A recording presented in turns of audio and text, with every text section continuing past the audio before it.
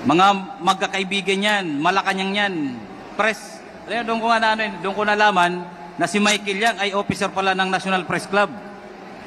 Ibig sabihin, matagal na sila magkakilala, magkaibigan, pati si Pulong at si Mans. Doon niya ako tinitrete ng todo na never, never. May sumunod po sa kanyang pumasok, diretso sa kwarto ko.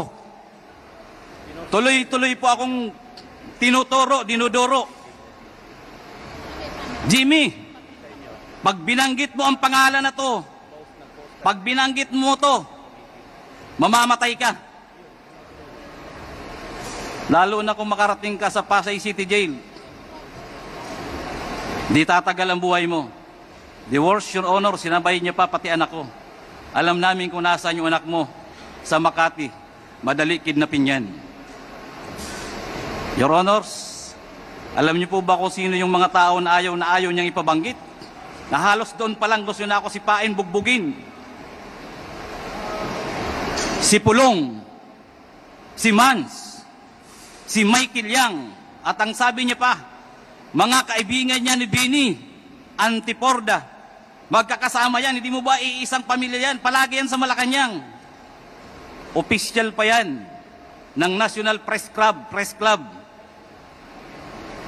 Si Michael Yang, doon ko lang din nga po nalaman. Your Honors, halos hindi ko humatansya na ang intelligence report namin ay doon palang validated na may mga trabaho si Michael Yang at ang kanyang kaibigan ng illegal na droga. Halos, sabi ko, Diyos ko, akala ko trabaho lang to. Your Honor, doon pa ako nag-isip, nanalangin, at sinabi ko sa sarili ko, para safety ako. At alam kong kaibigan ko naman si Colonel Asierto at malapit sa intelligence report namin, siya na lang ang dinisguise kong importer ng magnetic lefter loaded with shabu. Your Honor, before the time nung ma-apprehend namin yung container, may kasama akong si Hernan Abarrio. By the way, Your Honor, ang may-ari niya na Bicaba Trading, ang consignee na yan, ang may-ari ay tiga Calapan, Oriental, Mindoro. Meron akong kasama na tiga Oriental, Mindoro. Magkasabay, nalaman ko kagad kung sino si Mr. Bicaba Trading, Bidasto Cabral Barakil. Dahil si Hernan Abarrio ay tiga roon, na-check niya kagad kung sino si Bidasto Cabral Barakil. Ang pamilya ay nandun lang ang pamilya ni Hernan ay tiga roon sa Calapan City. Si Mr. Barakil ay nagtatrabaho lang bilang traffic enforcer sa Calapan City. Bago ko yung binigay sa PDEA. Inalam at kinausap ni Agent Hernan Abarrio. Umuwi, kinausap, tinawag. Pare, paki-confirm mo na lang kung meron parating or what. Alam nyo, yung tatlong tao, normal na normal. Parang walang nangyayari sa kanila. At yung isang inchik, 2 or 3, sabi sa akin, pare, yung inchik nga, hindi takot eh. Sabi ko, bakit? Sabi niya, Michael Yang yan eh. Michael Yang yan, and Mans, Pulong, kami hingi na lang ng tulong sa inyo, tulong yan. Wala pong kakwinta, parang hindi po parang normal lang. Na yung importation ay kay Mr. Bidas, ang consignee ay Bicaba Trading. Your Honor, yun pong tatlong yun, nakuha po yun ng PDEA. Invited by the PDEA or arrested. It was only presented once sa Senate. Umamin sa Senate na kanya yung kargamento, gamit. Pinakiusapan siya ni Mr. Ponichin. I'm sorry, Your Honor, wala pa akong copy. Nagaling po talaga ako sa Bucor. Nandun po yan, nababasa po yan natin, mababasa at mababasa natin yan. And I can bring that document here. Napakalinaw ng tanong ng chairman ng Magic Blue Ribbon Committee, ng Senate Blue Ribbon Committee. Your Honor, inamin, may ebidensya, yung tatlo lang muna. Bakit nila winala hanggang ngayon? 6 na time po ako nagsasuffer sa kulungan. Ang tokha nga, double barrel, kunti lang na droga, kulong ka agad, patay ka agad. Nasaan itong tatlo? Si Mr. Vidasto Cabral Barakil, Lagrimas Katipan, Emily Lukigan. Ang alam ko yung inchik, pinakawalan din nila. Ano ang meron? At bakit po ako ang dinidikdik hanggang sa Bucor? Nakarating ako na nanghuli lang po ako ng illegal na droga. Wala hong nawala kahit katiting. Inorderan po ng judge na sunugin, sinunog. Nandoon po ang testimonya ng mga PIDEA. Kasama kong PIDEA sa aking opisina sa Bureau of Customs. Kami po ang nanghuli. Ano po ang partikular na batas ang ibabayolate ko? Conspiracy to import? Or yun ang grand conspiracy na linisin ang pangalan ng First Family at si Michael Yang para pagsalitain pa ako at papirmahin na ang kasama doon sa importation ay isang politiko na kalaban nila na hindi ako pumayag. Dahil sabi ko walang alam yan. Hanggang ngayon po, malinaw. Basahin ko man po ang testimonya ko hanggang ngayon. Magaling pa siguro po ang kunti kong memory card. Hindi ko po makakalimutan kung papaano ko sinakripisyohan yan. Ako ho, ikinulong. Buti na lang may Diyos. Pagdating po sa kulungan, may mga tumutulong sa akin. May mga lumalapit ho. Natistigo kung sino si Michael Yang, paano nasunog ang Bureau of Customs, paano pinatay ang empleyado ng mga taga-customs. Bakit ang daming releases during the time ng mga containers na nawawala hanggang ngayon hindi iniimbestigahan? Napakasakit po mga kalagalang-galang na kongresista at sa iba pong mga resource speaker dito. Andito po ako, I am seeking for truth and justice. Nothing less, nothing more. Thank you, Your Honor. Meron pa, pero mamaya naman, baka tumasok. BP ko. Salamat, Mr. Guban. Uminom ka muna ng tubig at bago ka namin... Alam mo, Mr. Guban, ang iyong affidavit ay maaari naming tanungin nang sa ganon kung ito talaga ay ikaw ang gumawa at kung ito talaga ang katotohanan, lalabas naman po yan sa inyong mga sagot. Yes, Your Honor. Okay. Pwede bang malaman na Jimmy kung ano ang posisyon mo sa Bureau of Customs? Ako po ay isang Intelligence Officer 1, as yun po yung item ko. But during the time, I was designated as the OIC Chief of the CIS, Customs Intelligence and Investigation Service, Port of Manila. Ilang taon kang operatiba sa intelligence sa Bureau of Customs? I was with the Bureau, Your Honor, for 17 years. Hindi po ako umaalis as intelligence operator, intelligence operative. Pwede bang masabi mo sa committee ito, ano ang rason bakit ka nakakulong? Your Honor, ang ganda ng intensyon ko po dahil sa utos galing sa taas ng bagong administrasyon ng Bureau of Customs, hinuli lang po namin ang magnetic lifter na may lamang shabu. At yun ngayon ang ikinaso sa akin, conspiracy to import ng illegal na droga. At ako po ay dinalhan or nagpresenta sila ng halos 40 o 43 witnesses, kaya 4 na taon po ang proseso namin sa korte. Then kasama po yung TSN, 4 na taon po akong nagsuffer ng kulong habang nag-hearing sa Manila Regional Trial Court. Pwede bang malaman kung ikaw ang gumawa nitong affidavit na ito? At kung ito ba ay iyong pirma? Pwede bang paki-confirm mo? Yes, Your Honor. With the assistance, meron ako. Para sigurado tayo. Yes, Your Honor. Basahin mo muna, Mr. Jimmy Guban. Let it be known that by the members of this committee that what you have right now is the actual statement. that you were mentioning a while ago. Baka tingnan mo mabuti. Thank you, Mr. Chair. Your Honor, nahalos nasabi ko na to, pero if necessary na babasahin ko po para po sa kaliwanagan. Siguro, tatanungin ka namin doon sa mga sinulat mo para makita natin kung ikaw ba talaga ang gumawa at ikaw ay nagsasabi ng katotohanan. Yes, Your Honor. With the help of my lawyer, gawa po namin to.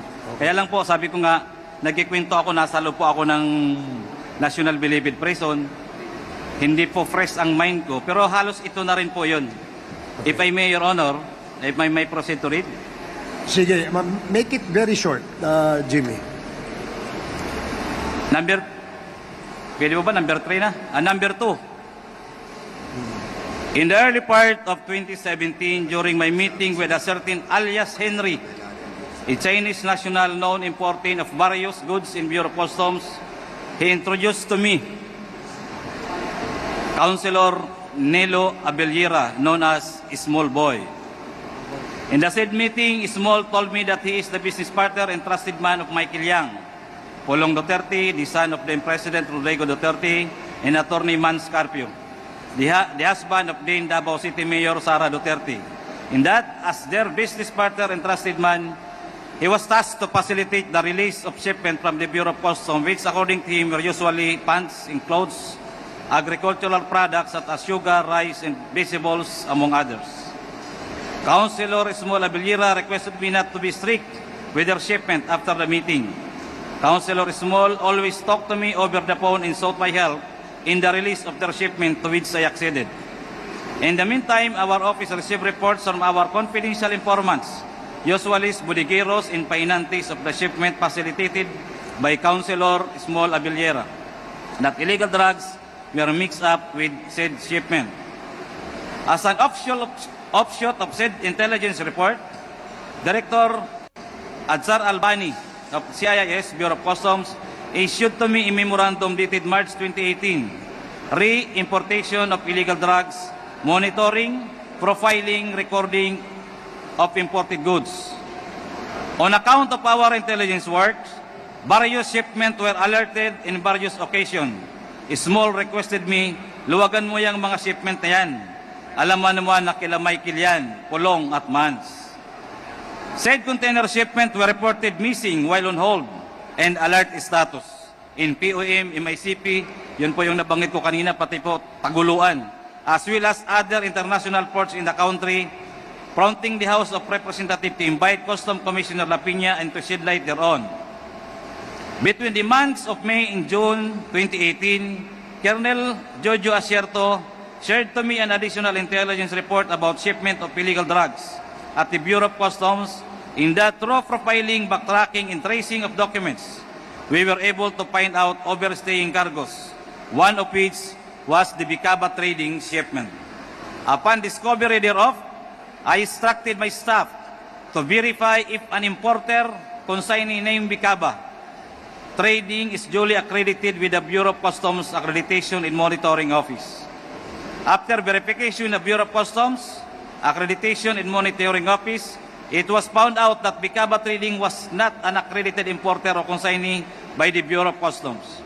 Based on the information gathered by our office, Bicaba Trading is owned by certain Bidasto Cabral Baraquel Jr., his live-in partner Maria Lagrimas Katipan, who are business dummies of businessman importer Pony Chen, and his former wife Emily Lakigan, who are resident of Calapan, Mindoro. I ordered my subordinate Aito Fernan A. Abarrio to proceed to Calapan, Mindoro and validate said information.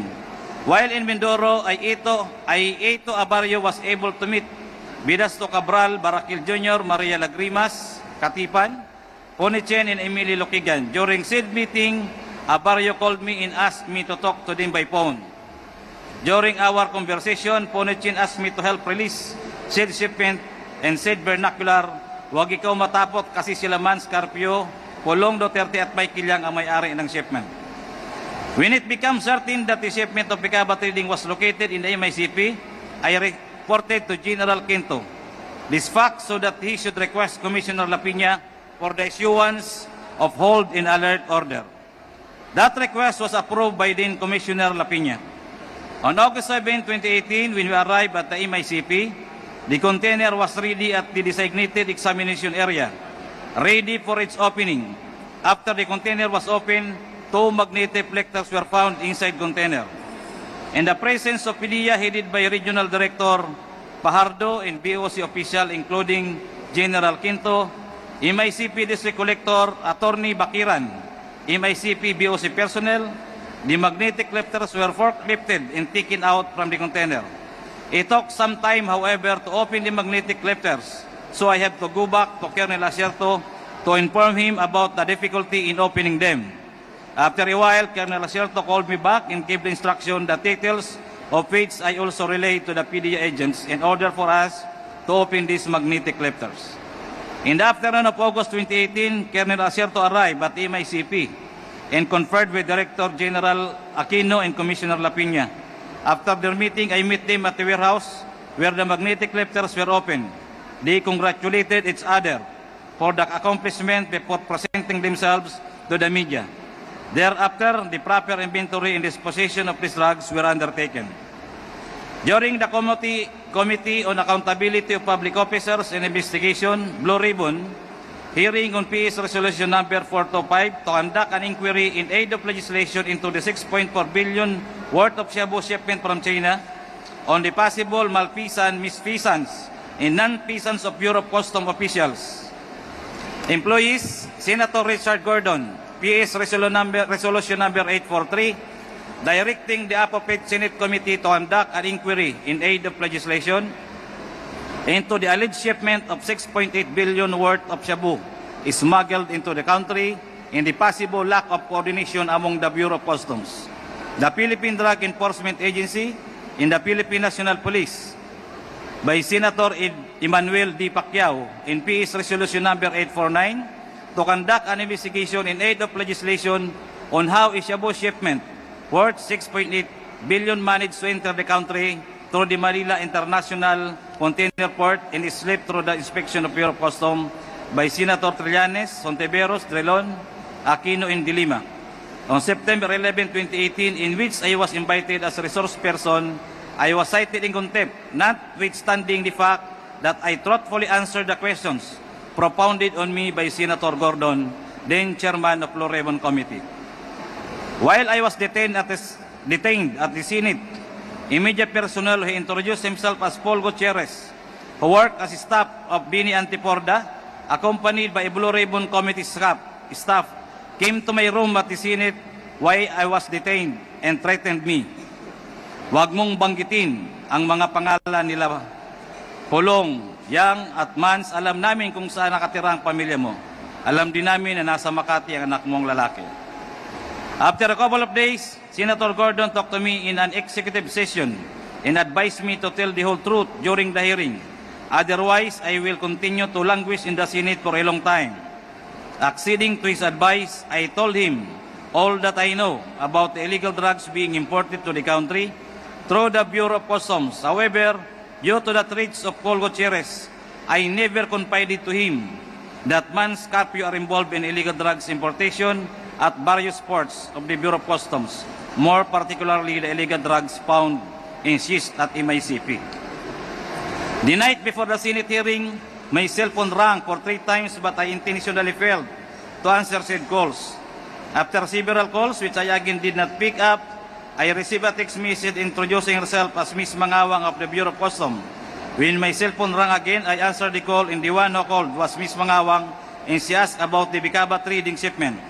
She asked me anong magagawa dyan sa shipment na yan. Kinaparing Bini Antiporda yan. I replied her, wala na akong magagawa, huli na yan.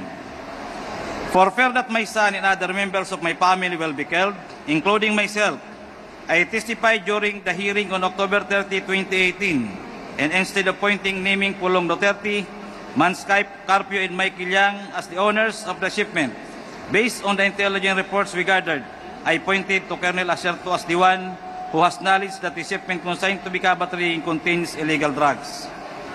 I recanted my said statement against Acerto through my judicial affidavit, which I executed and submitted during the criminal case number R-MNL-19-03-472 CR for violation of Article 2, Section 4 in relation to 28 and 31 of Republic Act number 9165, of which I was convicted and adjudged guilty as charged and was sentenced to suffer the penalty of life imprisonment and to pay a fine of 500,000 pesos. After promulgation of the decision in the aforesaid case, I filed a notice of appeal with the Court of Appeals which is docketed as CA-GR CRHC-19146. That's all, Your Honor. Okay, salamat Jimmy. Congressman Fernandez. Yeah, Mr. Chairman, ano lang briefly medyo mabigat yung mga tinuran mo, Jimmy Goban, no. I just wanted to make it clear, no. Meron lang akong liliwanagin, kapraso lang to. Kasi nabanggit mo yung nagkaroon ka ng recantation. Kumbaga, binawi mo yung mga sinabi mo na sa Senado couple of years ago that si Asierto ang nag-import ng mga shipment doon sa custom. Apo, yes, At yun ay binabawi mo. Ang tanong ko sa'yo, kailan mo siya binawi? During my testimony at the court, at the Regional Trial Court of Manila. When was this? Your Honor, I think that was only last year. I think What month? October. I was brought in Bureau of Correction by November. Okay. October, I think. October Before, 2023. Your Honor, yung part na po yan, hindi ko pa po nababasa. Yun lang po yung months na yan, pababa. Kasi, Mr. Chairman, I want to make it clear that yung recantation niya nangyari noong 2023. And Yes, Your Honor. the reason why you recanted is why? Because I want to tell truth already, Your Honor, at the RTC, that Colonel Asierto is not really the importer of the Sid Shabu. and not because that you have watched that we have created a Quadcom committee, that's the reason you recanted. No, Your Honor, I was in jail during that time. Kasi I don't want to make it seem that because of this Quad committee that we created, nagkaroon po siya ng recantation. And I don't want that to be perceived by the people and by us that you have manifested that statement that you have mentioned a while ago because you have recanted a year ago. Yes, di ko pa po alam.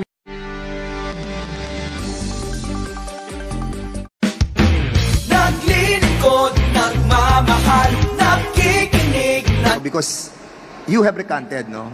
Kumbaga, binago mo yung statement mo And how can we be assured that you will not be changing your statement again? Di ba? Kaya, siyempre, kanina, medyo nagulantang ako dahil ang dami mo ring nabanggit ng mga pangalan. Nabanggit mo sila Peña, si Tess Mangawon, Benit Abtiporda, Paul Gutierrez, Konsehal Abelara, si Pulong, si Michael Yang, si Hans, si Mans.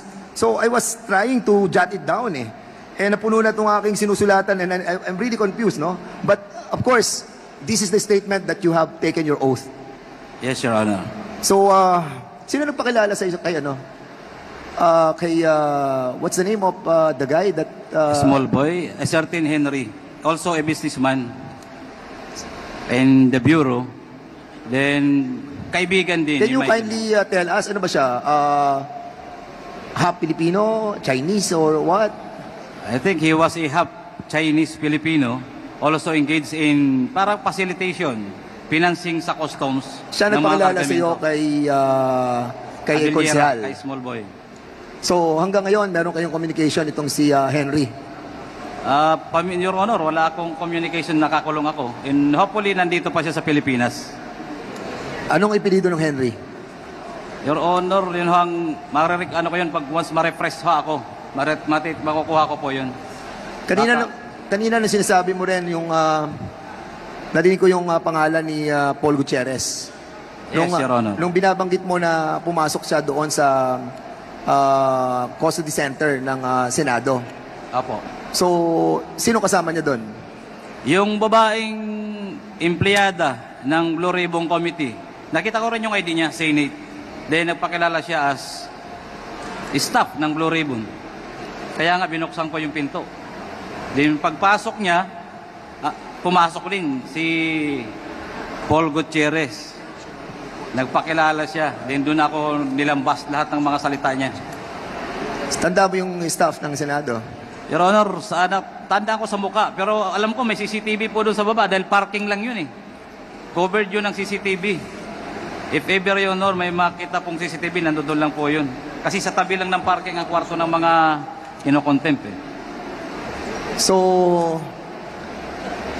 nung tinuro mo, kasi sinasabi mo ngayon na walang kinalaman si Asierto.